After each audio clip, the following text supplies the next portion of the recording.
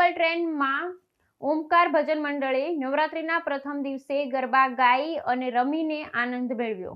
અમારા સાબર આવાઝ ન્યૂઝ ચેનલના મુંબઈ રિપોર્ટર તરફથી મળતી માહિતી મુજબ મુંબઈમાં ઓમકાર ભજન મંડળે બોરીવલીથી ચર્ચ ગેટની સવારની લોકલ ટ્રેનમાં નવરાત્રિના પ્રથમ દિવસે માતાની આરાધના તેમજ આરતી અને ગરબા ગાઈ અને સાથે સાથે ગરબા રમી આનંદ મેળવ્યો હતો। રિપોર્ટર જસુભાઈ પટેલ, મુંબઈ।